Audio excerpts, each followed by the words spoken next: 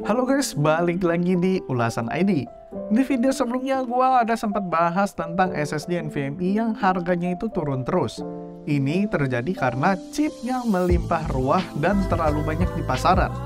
Untuk lengkapnya kalian bisa klik card yang akan gua cantumin di atas. Nah, karena harga SSD ini makin kesini makin turun harganya, jadi gue akan kasih ke kalian rekomendasi 5 SSD tahun 2023.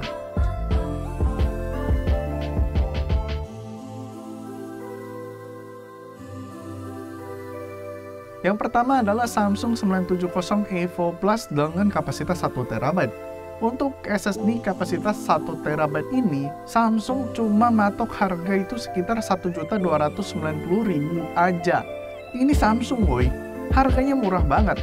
Walau masih pakai teknologi PCIe Gen 3x4, tapi speed yang ditawarkan udah bagus banget. Read-nya ada di angka 3500 Mbps dengan write di 3300 Mbps. Buat copy data atau main game cukup pakai banget sih. Plus 5 tahun garansi dengan 600 TBW. Ini kan berarti Samsung itu pede banget sama produk SSD-nya dia. Dan kalau menurut kalian ini masih kemahalan, 970 EVO Plus ini juga ada yang 500 GB. Itu ada di harga 660 ribuan aja. Tapi menurut gua nanggung lah kalau cuma 500 GB. Minimal 1 tera sih sekarang. Apalagi sekarang itu aplikasi atau game-game itu size-nya makin gede. Yang kedua adalah Adata XPG SX 8200 Pro 512 GB dengan harga Rp555.000 aja. Ini lebih murah daripada Samsung 970 EVO Plus dengan kapasitas yang sama. Parah sih, padahal gua dulu sempat beli SSD ini dengan harga Rp1.250.000-an dengan kapasitas yang sama 512 GB. Ya walau dulu emang dia ini teknologi yang baru banget dan punya speed yang tinggi pada zamannya. For your information aja, chip dari SX 8200 Pro ini ngurang dari segi write-nya. Karena yang punya gua dulu itu punya speed read sampai 3500 Mbps dengan speed write itu ada 3000 Mbps. Sementara di batch yang sekarang tetap punya speed read yang sama di angka 3500 Mbps, tapi dipangkas write-nya jadi 2300 Mbps. Jadi untuk sekedar storage game atau Windows udah lebih dari cukup sih. Dan untuk SSD ini gua udah pakai sekitar 4 tahun dan nggak pernah ada masalah sama sekali guys. Jadi durability-nya udah pasti diacungi jempol. Yang ketiga ada di Adata SX 6000 Pro 512 GB. Adata lagi nih. Dengan harga cuman 470.000 doang. Tadinya sebenarnya gue mau nyaranin yang Cleve Crash C710 512 GB juga. Tapi yang Cleve ini punya harga yang lebih mahal dikit doang, yaitu sekitar 510.000. Itu beda sekitar Rp40.000 ya. Tapi anggap aja ini buat ngebayar speed write-nya si Cleve aja, karena emang speed read Cleve ada di angka 2050 Mbps dengan speed write-nya ada di 1650 Mbps. Sementara yang Adata itu punya speed read yang 50 Mbps lebih tinggi, yaitu 2100 Mbps dengan speed write-nya 150 lebih rendah daripada Cleve itu ada di 1500 Mbps. Beda dikit doang sih, tapi gue tetap lebih milih SX 6000 Pro.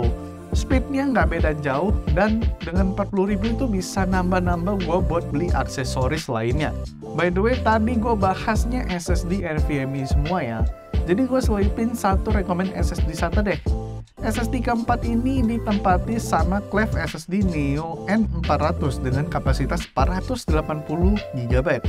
Dengan harga yang cukup murah itu ada Rp450.000. Kalau dipikir-pikir cuma beda 20.000 sama SX 6000 Pro 512 GB ya. Tapi perlu diingat nih, kalau slot SSD NVMe itu tidak sebanyak slot SATA di notebook kita.